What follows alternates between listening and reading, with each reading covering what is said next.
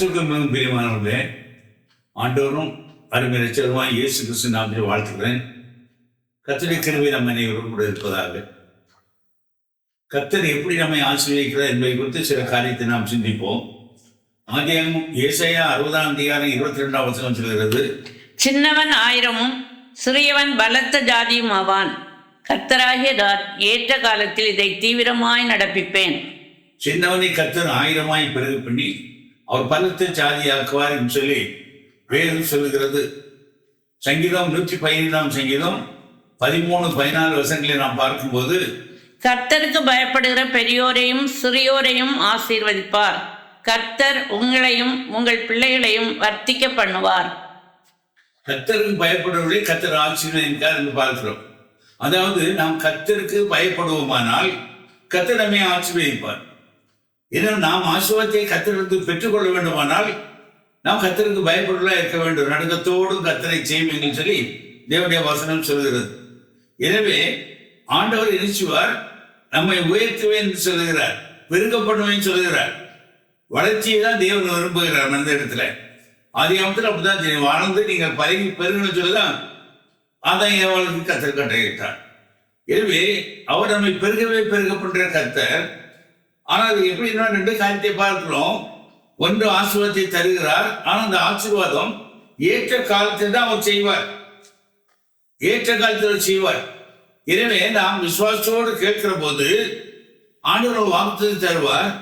ஆசீர்வாதத்தை சுதந்திர கொள்ளத்தக்கதாக நாம் ஆயத்தமாக இருக்க வேண்டும். கர்த்தர் என்ன செய்வார்னா, ஏற்ற வழியிலே தன்னுடைய பிள்ளைகளுக்கு எப்பொழுது கொடுக்க வேண்டும், எதற்காக கொடுக்க வேண்டும், எப்படி கொடுக்க வேண்டும் சொல்லி கர்த்தர் அறிந்தபடினால அவர் ஏற்ற வழியில் நமக்கு தருவார். அதுதான் 2 கொரிந்தியர் 1ஆம் அதிகாரம் 20ஆம் வருஷத்திலே நாம் பார்க்கிறோம், எங்களால் தேவனுக்கு மகிமை உண்டாகும்படி தேவனுடைய வாக்குத்தத்தங்கள் எல்லாம் இயேசு கிறிஸ்துவுக்குள் ஆம் என்றும் அவருக்குள் ஆமென் என்றும் இருக்கிறதே. நம்முடைய அவர் கொடுக்கிற வாக்குத்தத்தம் கிறிஸ்து இயேசுவுக்குள், அது மாத்திரமல்ல தேவனுடைய நாமத்துக்கு மகிமையாக அவர் நமக்கு ஒரு வாக்குத்தத்தத்தை தந்து நம்மை ஆசீர்வதிப்பாரானால் ஆனால் தேவனுடைய நாமம் மகிமைப்படுகிறது. எனவே அவைகள் நிச்சயமாய் இருக்கிறது, ஆமென்றும் ஆமென்று இருக்கிறது. எனவே நாம் என்ன செய்ய ரோமர் 5ஆம் அதிகாரம் 4ஆம் அதிகாரம் 20ஆம் வசனத்திலே பார்க்கிற போது அங்கே தெளிவாக சொல்லுகிறார், தேவனுடைய வாக்குத்தத்தத்தை குறித்து அவன் அவிசுவாசமாய் சந்தேகப்படாமல் தேவன் வாக்குத்தத்தம் பண்ணினதை நிறைவேற்ற வல்லவராய் இருக்கிறார் என்று முழு நிச்சயமாய் நம்பி தேவனை மகிமைப்படுத்தி விசுவாசத்தில் வல்லவன் ஆனான். அப்புறம் நமக்கு முன் உதாரணமாய் இருக்கிறார். வார்த்தையை கற்றுக் கொடுத்தா அந்த வார்த்தையை அவன் நம்பினான். நம்பது மாத்திரமல்ல, முழு நிச்சயமாய் கட்டாயமாய் கற்று தருவார். நாட்கள் கடந்து சென்றாலும் அவன் நிச்சயமாய் நம்பினான். அதை அவன் சொல்லிக்கொண்டே இருந்தான், செய்வார். என் ஆண்டவர் சொல்லி இருக்கிறார். அதுவே தேவனுடைய பிள்ளைகளே, நாம் நம்முடைய பிள்ளைகளுக்காக நாம் ஜெபிக்கிறோம், ஆசீர்வாதத்துக்காக ஜெபிக்கிறோம். உடனே பதில் கிடைக்காமல் இருக்கலாம்.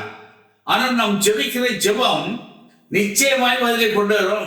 நிச்சயமாய் கர்த்தர் ஆசீர்வதிப்பார் சொல்லி அதை நினைவுபடுத்தி கர்த்தரை நாம் சோதரித்துக் கொண்டே இருக்க வேண்டும். அதான் எபிரேயர் 11:1 சொல்லப்பட்டிருக்கிறது, விசுவாசமானது நம்பப்படுகிறவைகளின் உறுதியும் காணப்படாதவைகளின் நிச்சயமுமாய் இருக்கிறது. விசுவாசம் நம்பப்படுகிறவைகள், அது உறுதி. நாம் பார்க்கிறோம், ஒரு பொருளை பார்த்து நாம் பார்க்கிறோம், அதுதான் நம்புகிறோம்.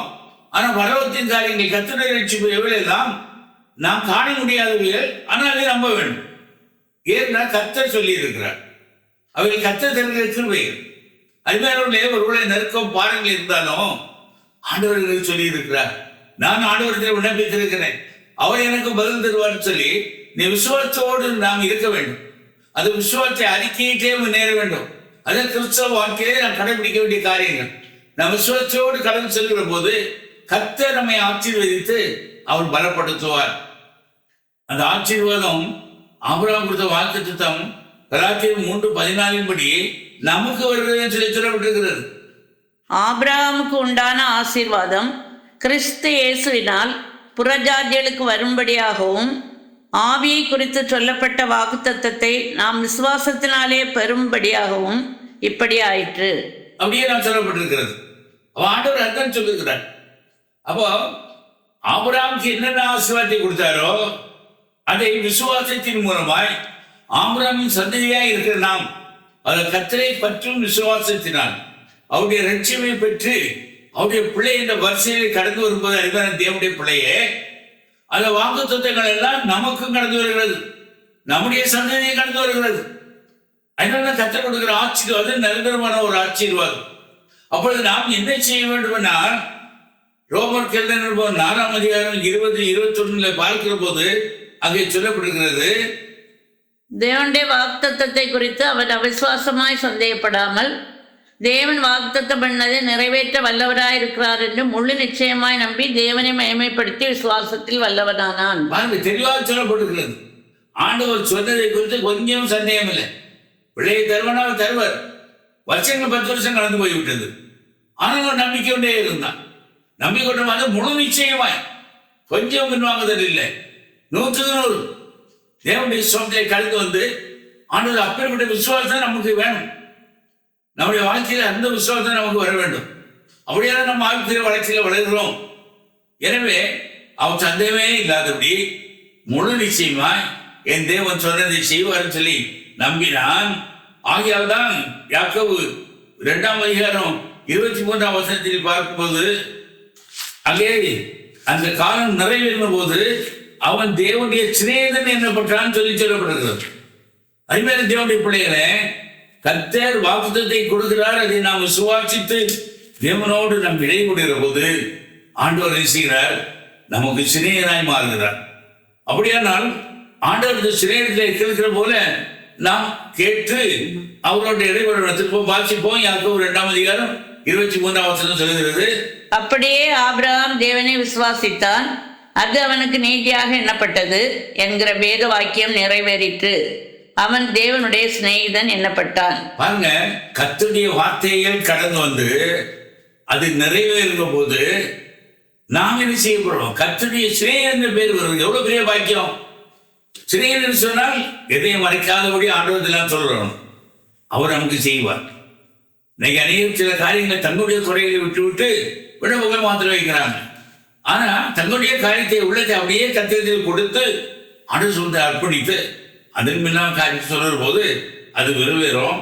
அதான் பிலிப்பியர் 4ஆம் அதிகாரம் 6ஆம் வசனத்துல தெளிவாக நமக்கு சொல்லப்பட்டிருக்கிறது, நீங்கள் ஒன்றுக்கும் கவலைப்படாமல் எல்லாவற்றையும் குறித்து உங்கள் விண்ணப்பங்களை ஸ்தோத்திரத்தோடே கூடிய ஜெபத்தினாலும் வேண்டுதலினாலும் தேவனுக்கு தெரியப்படுத்துங்கள். அப்ப நான் என்ன செய்யணும்? எதை குறிச்சும் கவலைப்படக்கூடாது.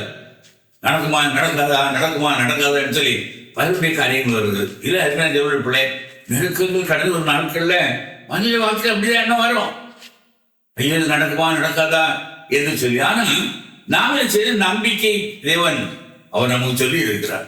அவர் சர்வதேவன தேவன், அவர் நமக்கு செய்வார் சொல்லி நாம் கடந்து வர வேண்டும். அப்படி கடந்து வருகிற போது அதை ஆண்டவர் நம்மை தந்து நம்மை வழி நடத்துகிறார். அதான் 1ஆம் அதிகாரம் 11ஆம் வசனத்துல நம்முடைய நிலைமை 1000 மடங்கு உயர்த்து சொல்லப்படுகிறது. நீங்கள் இப்பொழுது இருக்கிறதை பார்க்கிலும் 1000 மடங்கு அதிகமாகும்படி உங்கள் பிதாக்களின் தேவனாகிய கர்த்தர் உங்களுக்கு சொல்லியபடியே உங்களை ஆசீர்வதிப்பாராக. பாருங்க, தெளிவாக சொல்லப்படுகிறது. இப்பொழுது இருக்கிறது 1000 மடங்கு. அது அவர் செய்கிற பெரும் திருவிழா. 10ஆம் வசனத்துல உபாகம் 10 சொல்லப்பட்டிருக்கிறது. அவர் உங்களுக்கு சொன்னபடியே அவர் என்ன செய்வார்? ஆசீர்வதிப்பார். 1000 மடங்கு ஆசீர்வதிக்கிற கர்த்தர் அவர் நம்மோடு இடைபெற்ற தேவனாய் இருக்கிறார். அதுமாதிரி தேவனுடைய பிள்ளைகளை ஆண்டவர் நம்மை திறப்படுத்துகிற போது அவர் நம்மை பலப்படுத்தி ஆசீர்வதிக்கிறார். ஆண்டவருடைய பிள்ளைகள் அவர் வழிநடத்துகிற போது ஆண்டவர் சொல்கிறார், ஆசீர்வாதத்தை குறித்து உபாகம் 28ஆம் அதிகாரம் 1ஆம் வசனம் சொல்கிறது, உன் தேவனாகிய கர்த்தர் பூமியில் உள்ள சகல ஜாதிகளிலும் உன்னை மேன்மையாக வைப்பார். 3ஆம் வசனத்தை பட்டணத்திலும் வெளியிலும், 6ஆம் வசனத்திலே போகையிலும் எப்பொழுது அவர் நம்மை ஆசீர்வதிக்கிற தேவனாய் இருக்கிறார். எனவே அவர் ஆசீர்வதிக்கிற கர்த்தர் அவர் நம்மை திறப்படுத்துகிறார். உபாகம் 33ஆம் அதிகாரம் 13ஆம் வசனத்திலே யாக்கோபுக்கு யோசேப்புக்கு ஆசீர்வாதத்தை கொடுக்கிறது எப்படி வாசிக்கிறோம்? யோசேப்பை குறித்து கர்த்தரால் அவனுடைய தேசம் ஆசீர்வதிக்கப்படுவதாக, அது வானத்தின் செல்வத்தினாலும் பனியினாலும் ஆழத்தில் உள்ள நீரூற்றுகளினாலும் சூரியன் பக்குவப்படுத்தும் அருமையான கனிகளினாலும் சந்திரன் பக்குவப்படுத்தும் அருமையான பலன்களினாலும் ஆசீர்வதிக்கப்படுவதாக. ஆசீர்வாதம் வானத்திலிருந்து ஒரு ஆசீர்வாதம், பூமியிலிருந்து ஒரு ஆசீர்வாதம், சகலவிதமான ஆசீர்வாதத்தினாலே கத்திர வானத்திலிருந்து ஒரு கத்திர நேரடியாக கொடுக்கிற ஆசீர்வாதம், பூமியிலிருந்து வருகிற ஆசீர்வாதம், நம்முடைய உழைப்பையும் கத்திர ஆசீர்வதித்து நமக்கு தருகிறார். ஏசாயா 51 அதிகாரம் 2ஆம் வசனத்தில் ஆபிரகாமை குறித்து தெளிவாக சொல்லுகிறார். அவன் ஒருவனாய் இருக்கையில் நான் அவனை அழைத்து அவனை ஆசீர்வதித்து அவனை பெருக பண்ணேன்னு சொல்றார். அருமையான தேவனுடைய பிள்ளைகளே, பெருக்குதல் கர்த்தருடைய கிருபை. அவர் நம்மை ஆசீர்வதிப்பார். அவர் நம்மை ஆசீர்வதிக்கிற போது ஆபிரகாமை முன்னால் நிறுத்துற ஆபிரகாம் அதிகாரம் 51 அதிகாரம் 2ஆம் வசனத்துல தெளிவாக சொல்லப்பட்டிருக்கிறார். அவர் ஆசீர்வதிக்கிற கர்த்தர் இன்னைக்கு நம்மை ஆசீர்வதிக்க விரும்புகிறார். எனவே இந்த ஆண்டவருடைய சமூகத்துல நாம் ஆசீர்வாதத்தை சுதந்திரித்துக் கொள்வதற்காக நாம் கண்ணீரோடு ஜெயிப்போமா? கண்களை மூடுவோம். எங்களை நேசித்து வழிநடத்துகிற தேவனே, உடைய வார்த்தையினால் எங்களை திறப்படுத்தி எங்களை பலப்படுத்துக்காக சொல்லுறோம். அல்லேலூயா. சின்னவன் ஆயிரவனும் சிறியவன் பரத்த ஜாதியவன் சொல்லி ஆண்டவரே, இந்த நாட்களில் உண்மை விசுவாசிக்கிறேன், எங்கள் ஒவ்வொருவரையும் ஆசீர்வதிக்கிறேன் சொல்லுகிறேன். ஆண்டவரே, 1000 மடங்கு ஆசீர்வதிக்கிற கர்த்தர் ஆபிரகாமை ஆசீர்வதித்த போல என்னை ஆசீர்வதிப்பேன் சொல்கிறது. அந்த ஆசீர்வாதத்தை நாங்கள் சுதந்திரித்துக் கொள்ள நாங்கள் உங்களிடத்தை எங்களை தாழ்த்தி ஒப்படைக்கிறோம். ஒரு பூர்ண விசுவாசம் எங்கள் ஒவ்வொருத்தையும் இருக்கட்டும். ஒவ்வொருவோடு இடைவிடுகிறது ஆண்டவரே, தேவன் நன்மையான இவளை செய்கிற கர்த்தர் ஆசீர்வாதத்தை மீது ஆசீர்வாதத்தை தந்து எங்களை பெருகவே பெருக பண்ணி நாங்களுடைய மகிழ்ச்சியோடு உங்களை துதிக்க சோதரிக்கிற கர்த்தர் எனக்கு பாராட்டின கிருபை எவ்வளவு பெரியது என்று சொல்லி உங்களை துதிக்க சொத்திக்க உதவி செய்யும். இந்த வேளையில் நடக்கும் பாரங்களோடு இருந்து இந்த வார்த்தைகளை கேட்டுக்கொள்கிற மக்களுக்கு உடைய கிருபை கடந்து வரட்டப்பா. பாரங்களை நீக்கும், தடைகளை நீக்க ஆசீர்வாதத்தை பெருக பண்ணும். நன்மையினாலும் கிருமியினாலும் ஆசீர்வாதத்தை நீ திறப்படுத்துகிறதாவே அப்படியே செய்வதற்காக சோத்திரம். கிருமியின் சாமனும் பெருகட்டும். யாவும் இயேசு கிறிஸ்து மூலம் கேட்கிறோம் பிதாவே, ஆமென். பிரியமானவர்களே, கர்த்தருடைய ஆசீர்வாதம் கிருபையும் நம்மை தாங்கி வழி நடத்துவதாக. ஆமென். ஜெப தேவைகளுக்கும் தொடர்புக்கும் சகோதரர் ஒய்பி தேவதாஸ், யெகோவா ஷாலோம், பெரிய விளை, கொட்டாரம் போஸ்ட் 629703. தொலைபேசி எண் 944 28 29 368. பிரியமானவர்களே, ஒவ்வொரு மாதமும் முதல் வெள்ளி இரவு நாகர்கோவில் பிலிப்புரம் சிஎஸ்ஐ ஆலயத்தில் நடைபெறும் முழுகிரவு ஜெபத்திலும், மாதத்தின் கடைசி சனி காலை 10 மணி முதல் பெரியவிளை யெகோவா ஷாலோம் இல்லத்தில் நடைபெறும் உபவாச ஜெபத்திலும் பங்கு பெற்று ஆசீர்வாதம் பெற அன்புடன் அழைக்கிறோம்.